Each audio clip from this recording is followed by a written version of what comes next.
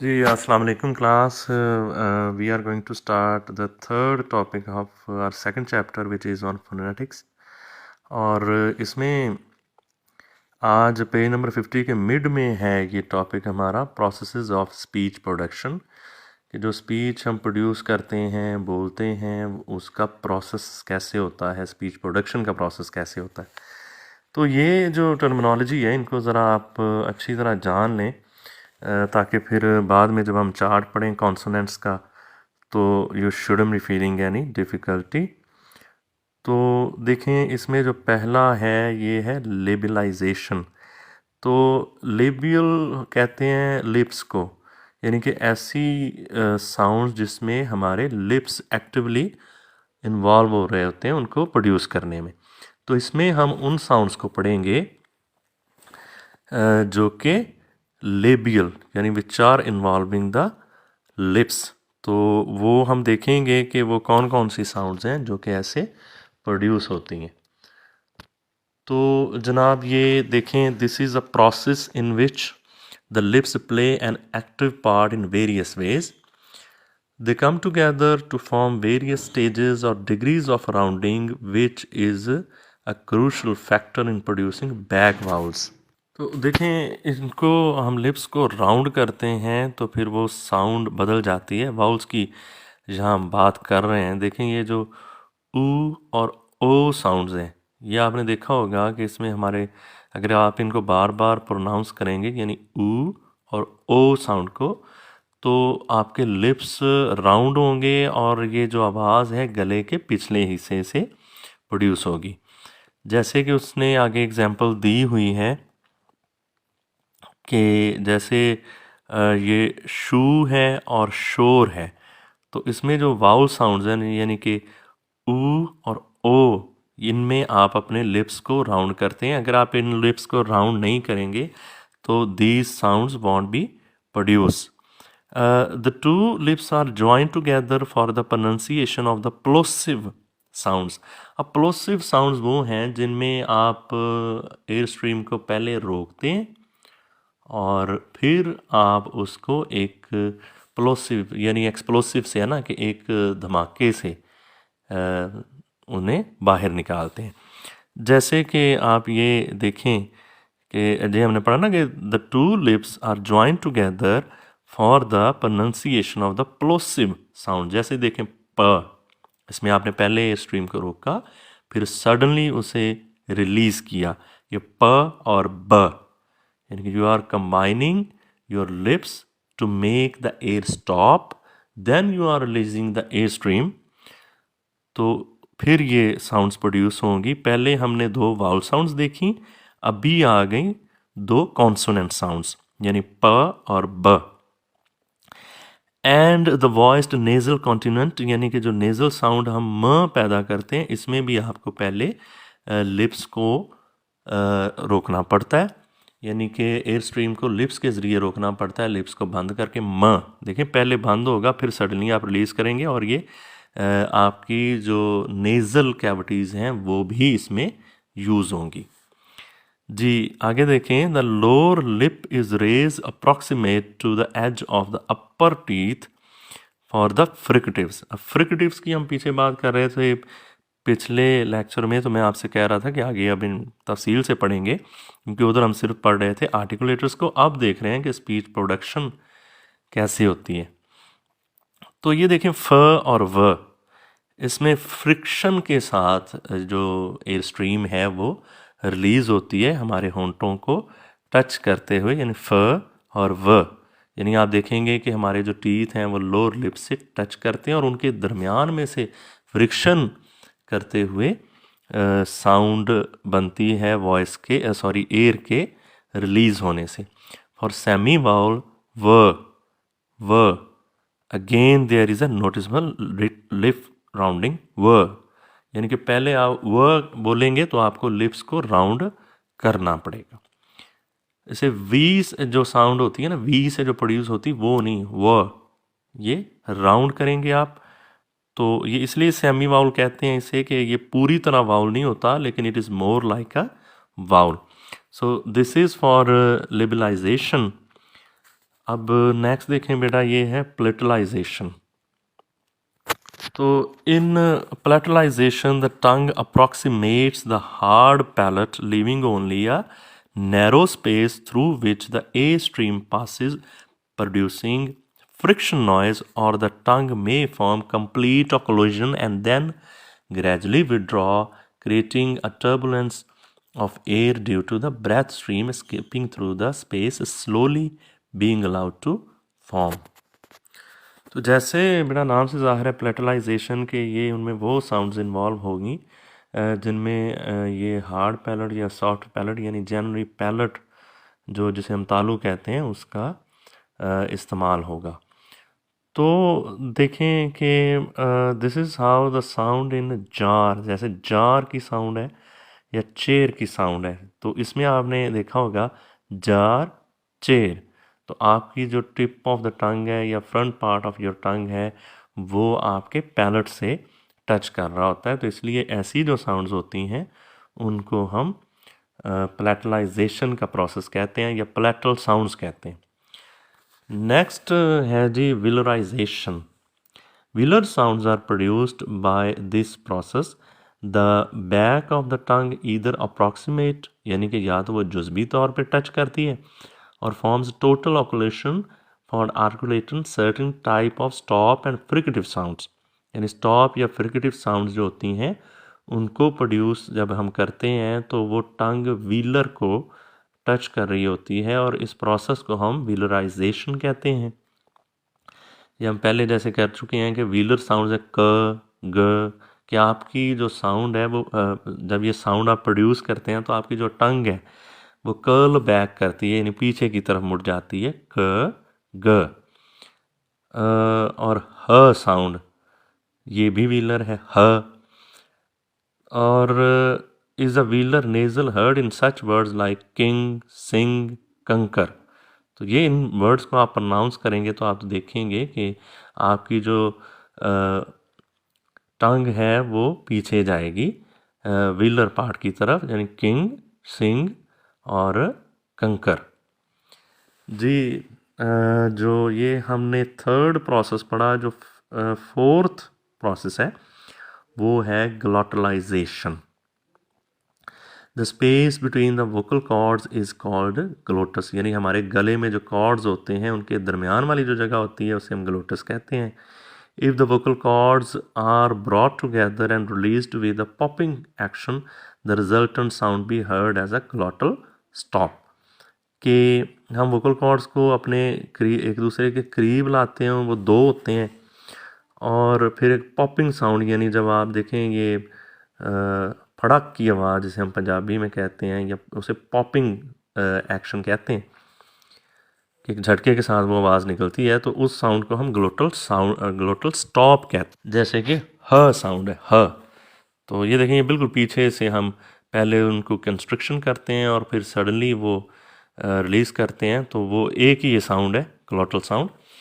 अब देखें जी नेज़लाइजेशन, तो ये जैसे नोज़ से नेज़ल होता है, यानी ये वो वाली साउंड्स होंगी जिनमें हमारे जो नेज़ल कैविटीज़ हैं वो यूज़ होंगी। तो इनको अभी हम देखते हैं जी, ये नेज़ल साउंड्स कौन सी होती हैं। This is a process where by we produce nasal sounds और नेज़लाइज्ड वाउल्स, यानी नेज़ल साउंड्स वो कॉन्सोनेंट्स होते हैं और नेज़लाइज्ड वाउल्स भी होते हैं। In articulating these sounds the soft palate is low to close of the oral passage, के वो लो हो जाता है, जैसे हम पहले पिछले लेक्चर में बात कर रहे थे। तो वो जो सॉफ्ट पैलेट है वो नीचे होता है, तकरीबन क्लोज हो जाता है the oral passage, close of the oral passage and direct the air stream through nasal cavity. ज़ाहिर है गले वाला हिस्सा जो माउथ की तरफ आ रहा है उसको हम ब्लॉक करेंगे तो जो एयर स्ट्रीम होगी वो नोज़ से पास करेगी। तो in another case the air is allowed to go into both the oral and nasal cavities, यानी दोनों जगह से जाएगी। वो कंप्लीट क्लोजर तो पॉसिबल नहीं होता, लेकिन ये है कि हम इस तरह उसको ब्लॉक करते हैं कि हमारी आवाज़ नाक से भी जा सके। But the active articulators check it in the mouth. जैसे कि फॉर म 2 लिप्स कम टुगेदर, जैसे हम पहले पढ़ रहे थे ये लिबलाइजेशन में, कि दोनों जो लिप्स हैं वो इकट्ठे हो जाते हैं टू फॉर्म अ क्लोजर, कि पहले वो क्लोजर होता है। And channelise the air flow, और उसको एयर फ्लो को हम चैनलाइज यानी कि चैनलाइज करते हैं कि उन्हें एक तरतीब में लाते हैं, एक ऑर्डर में लाते हैं through the nose. Similarly for न, the tip of the tongue comes into contact with the back of upper teeth and forms a closure। न देखें ना, न बोलेंगे तो ये हमारी ज़ुबान वो जो उसकी जो टिप है वो अपर जो टीथ हैं उनके बैक पार्ट पे आके रुकी रहती है, यानी न, उससे वो क्लोजर बनता है जिससे हमारी जो आवाज़ है वो नाक से भी जाती है। Along the vocal tract is, although the vocal tract is blocked at one point, the breath stream flows outward through what has been called a secondary aperture consisting of a nasal airway. So nasals are also classed as resonance continents। तो इनका एक दूसरा नाम resonant continents, रेजोनेंट्स भी होता है या continents भी होता है, दोनों में से कोई एक वर्ड आप इस्तेमाल कर लेंगे तो दैट वुड बी फाइन जी। इसमें लास्ट जो प्रोसेस है वो है वॉइसिंग।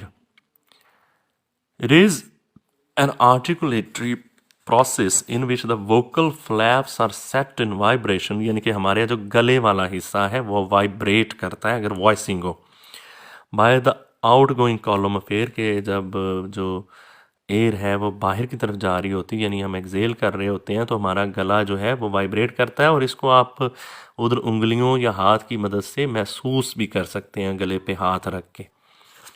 तो during voicing the vocal cords are brought close enough to hold them taut taut. तो टाउट होता है लूज, यानी उसे हम रखते हैं। And the air stream vibrates them in rapid succession. तो तेज़ी के वक्फों से वो एयर स्ट्रीम उनको वाइब्रेट करती है। तो there is as a result quick opening and closing of these vocal cords. तो ये वोकल कॉर्ड जल्दी से बंद भी होते हैं और खुलते भी हैं सेवरल टाइम्स अ सेकंड, एक सेकंड में कई दफ़ा। Sound can be produced without the vibration of the vocal cord. Such sounds are called unvoiced और वॉइसलेस, के ऐसी साउंड्स जिनमें ये आपका थ्रॉट जो है ये वाइब्रेट ना करे तो उन साउंड्स को हम अनवॉइस्ड या वॉइसलेस कहते हैं। Sounds produced with the cords in vibration और कॉल्ड वॉइस्ड साउंड्स। तो ये जो आगे कॉन्सोनेंट चार्ट आ रहा है उसमें हम इसे तफसील से पढ़ेंगे। तो बेटा अभी हमने पढ़ा कि हमारे बॉडी के कौन से ऑर्गन्स हैं जो कि इस्तेमाल होते हैं, यानी जिन्हें हमें प्रोसेस कह रहे थे। अभी हम मैनर ऑफ आर्टिकुलेशन पढ़ेंगे। तो ये देखें क्या है कि द मैनर और the way in which the out going air stream is interfered with determines the manner of, ये विच कर लें, ये विद इधर प्रॉपर नहीं है, यानी जो एयर स्ट्रीम जो बाहर आ रही होती है वो उसकी कंडीशन क्या होती है। यानी जैसे हमने पीछे देखा ये प्लोसिव्स होते हैं कि आप एयर स्ट्रीम को पहले स्टॉप करते हैं फिर सडनली रिलीज़ करते हैं, उस प्रोसेस को हम कहते हैं प्लोसिव। तो वो जो थे वो तो ये थे, पहले हमने जो पढ़े कि हमारे कौन कौन से ऑर्गन्स हैं जो एक दूसरे के कांटेक्ट में आते हैं तो वो साउंड्स प्रोड्यूस होती हैं, उन्हें प्लेसेस ऑफ आर्टिकुलेशन भी कहते हैं। अब ये है मैनर के जो एयर स्ट्रीम बाहर निकल रही है उसको हम कैसे कंट्रोल कर रहे हैं।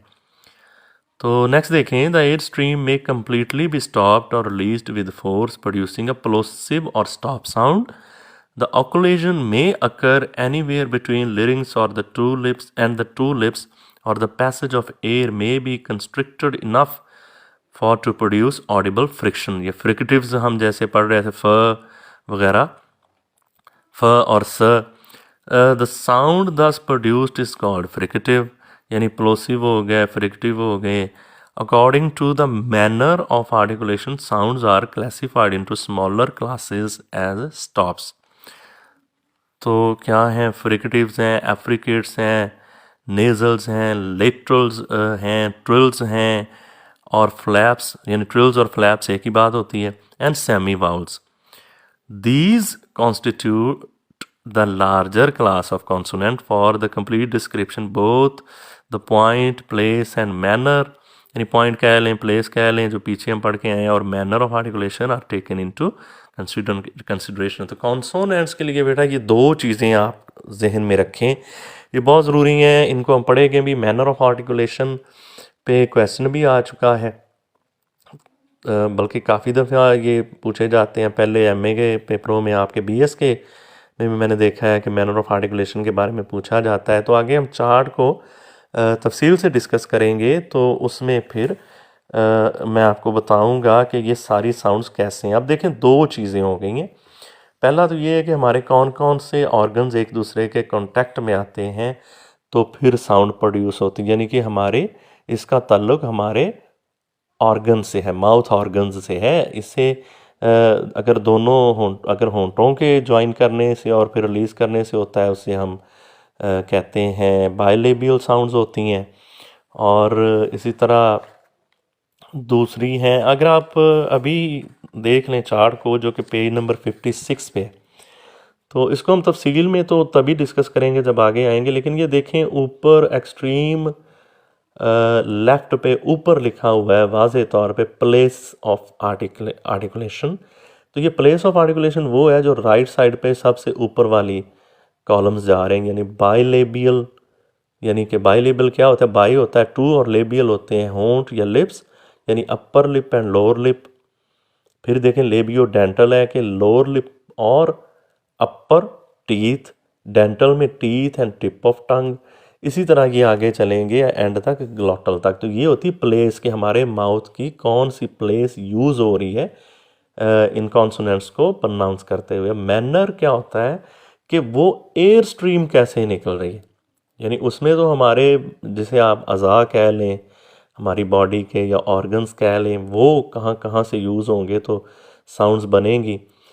यानी उसमें आप पहले हम पढ़ चुके हैं कि वो उसमें लेबियल साउंड्स होती हैं, बायलेबल होती हैं, डेंटल होती हैं, एल्विलर होती हैं. तो दूसरा मैनर है, यानी कि वो एयर स्ट्रीम कैसे रिलीज़ हो रही है. तो पहले हम देख रहे थे कि प्लोसिव होता है, यानी कि आप एयर स्ट्रीम को स्टॉप करते हैं और फिर उसको रिलीज़ करते हैं सडनली. फिर नेज़ल साउंड है, फ्रिकेटिव्स हैं, लेटरल साउंड्स हैं, एफ्रिकेट्स हैं और सेमी वाउल्स हैं. ये जब आपकी क्लासेस शुरू हो जाएंगी तो या आपने अपने क्लासरूम में ये चार्ट लगाना है, और वाउल्स का भी, जो आगे हम पढ़ेंगे. अच्छा, खैर, ये तो था यहाँ तक, यानी कि इनको हम डिस्कस कर रहे थे. आगे जैसे हम बात कर रहे थे कि there are only two kinds of sounds, vowels होती हैं, कॉन्सोनेंट्स होती हैं. तो जैसे हमारी बुक का पैटर्न चल रहा है उसके मुताबिक हम पहले इसको ही डिस्कस करेंगे, यानी कि क्या है, कॉन्सोनेंट्स है. ये आप आए ज़रा पेज नंबर 53 पे. जी, तो इसमें आप देखें कि डिस्क्रिप्शन ऑफ स्पीच साउंड्स, इसको हम पढ़ेंगे अभी. Speech sounds are divided into two main groups. Number 1 consonants and number 2 vowels. अब कॉन्सोनेंट क्या होते हैं?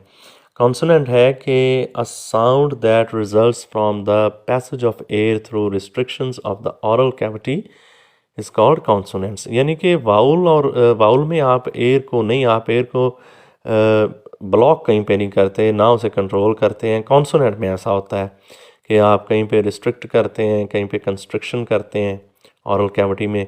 वो ओरल कैविटी में कहीं भी हो सकता है, आपके होंठों से लेके गले तक, जैसे हम पीछे पढ़ते आए हैं. The description of consonant will include 5 kinds of information. अब ये 5 kinds कौन सी हैं, इनको हम देखते हैं. जी, तो इसमें जो पहला है वो है नेचर ऑफ एयर स्ट्रीम. कि most speech sound and all normal English sounds are made with an egressive pulmonic air stream, that is the air pushed out of the lungs. यानी कि ये तो साफ सी बात है कि एयर स्ट्रीम जब हम एक्सेल कर रहे होते हैं, कि सांस को बाहर निकाल रहे होते हैं, तो तभी ये साउंड्स प्रोड्यूस होती हैं. Number 2, the state of glottis. A consonant may be voiced or voiceless. तो depending upon whether the vocal chords remain wide apart, अगर वो हमारे जो कॉर्ड्स हैं दो होते हैं गले के नीचे वाले हिस्से में, अगर वो खुले रहेंगे तो साउंड वॉइसलेस होगी, और अगर वो वाइब्रेशन में होगी तो फिर वो वॉइस्ड होगी। तो ये आपका जो वाउल चार्ट है उसमें वॉइस्ड क्या है और वॉइसलेस क्या है ये बताया गया है। ये नेक्स्ट लेक्चर में हम उसको डिस्कस करेंगे, तो फिर हम क्लियरली उसमें उसको समझेंगे। जी, the position of soft palate. While describing consonant, we have to mention whether they are oral sounds produced with soft palate raised, thus blocking the nasal passage of air। के अगर ज़ाहिर है कि अगर वो सॉफ्ट पैलेट रेज्ड है तो फिर जो नेज़ल साउंड है वो प्रोड्यूस नहीं होगी, और नेज़ल साउंड्स या फिर नेज़ल साउंड्स अगर होंगी तो produced with a soft palate lowered, कि वो नीचे होता है, ज़ाहिर नीचे होगा तो फिर वो माउथ कैविटी जो मुंह वाला हिस्सा है वो ब्लॉक होगा और साउंड नोज़ में भी जाएगी तो वो नेज़ल साउंड प्रोड्यूस करेंगे। The active articulators. In the description of consonant, we have also to discuss the various articulators involved in the production of consonant.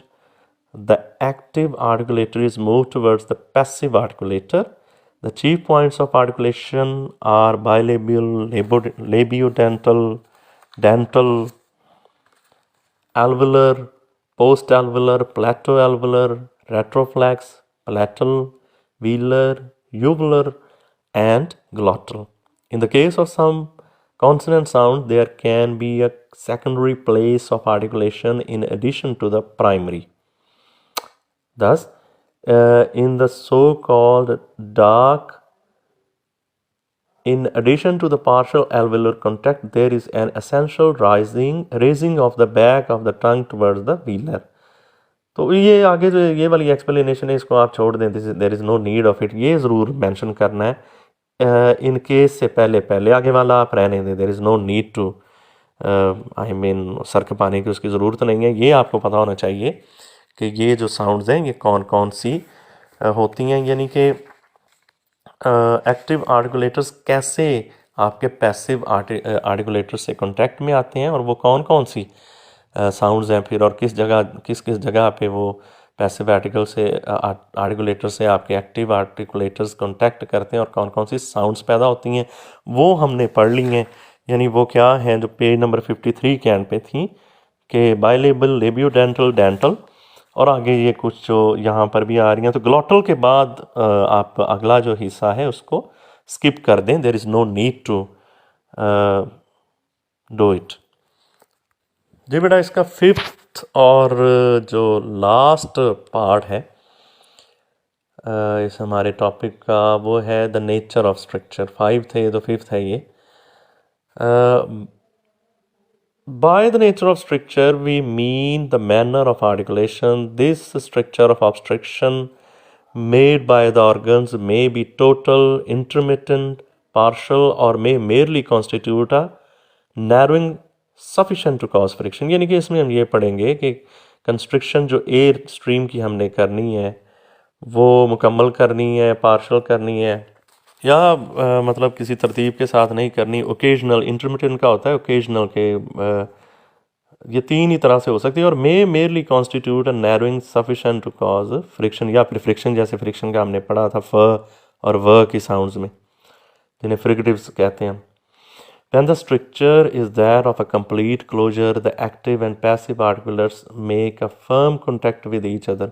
तो कंप्लीट क्लोजर तभी होगा जब एक्टिव और पैसिव आर्टिकुलेटर्स एक दूसरे के साथ मजबूती से कांटेक्ट में आएंगे and prevent the passage of air between them, और उनके दरमियान में से कोई एयर ना रिलीज हो सकेगी। For instance in the production of प एज इन पिन एंड ब as in bin, the lips make a total closure, के होंठ मुकम्मल तौर पर बंद होंगे फिर सडनली रिलीज होंगे तो ये साउंड्स प्रोड्यूस होंगी।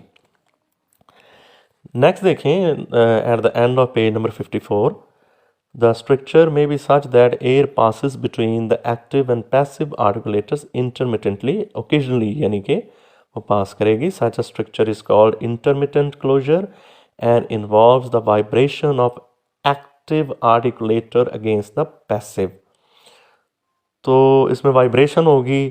The Scottish r as in rat is an example. र को आप करेंगे तो देखें वाइब्रेशन होगी। The intermittent closure may be of such a short duration that the active articulator strikes against the passive articulators once only। र वो रहता तो उधर ही है, लेकिन उससे जब साउंड रिलीज होगी तो वो वाइब्रेशन होगी। यानी ये नहीं कि हम उधर ही चिमटाए रखते हैं, साउंड को प्रोड्यूस करके जुबान उठा लेते हैं। The English r in the word very is an example. The tip of the tongue active particulate जो आर्टिकुलेटर है makes one tap against the teeth ridge. तो शॉर्ट ड्यूरेशन का होगा जो अभी हमने पढ़ा, और जो रैट है उसमें थोड़ा सा वो प्रोलॉन्ग करता है, जैसे स्कॉटिश होता है, अगर रैट पढ़ते हैं वो। तो ये इंटरमिटेंट क्लोजर होगा, यानी कि इसमें वाइब्रेशन होगी। ये आपने जहन में रखना है। आगे देखें दी, in the partial structure the air passes between the active and passive articulators continuously but with some difficulty. The sounds produced in clear, l and dark in late, hanji, and ill, the clear and the dark l respectively। ये देखें जब हम clear बोलते हैं तो उसमें जो L है वो प्रॉपरली प्रोनाउंस होता है, और जब लेट बोलते हैं तो उसमें वो डार्क रहता है। And still, clear and dark I respectively. इसको आप छोड़ दें, इट्स समवट कंफ्यूजिंग। इसकी कोई और एग्जांपल मैं आपको बाद में दे दूंगा, ना भी करेंगे इसकी ये एग्जांपल तो ये चल जाएगा, इसको छोड़ें आप। And lastly, the structure may be such that the air while passing between the active and passive articulator produce audible friction, यानी कि फ, व, क, स, ज। इनमें यानी इनमें आप फ्रिक्शन पैदा कर रहे हैं।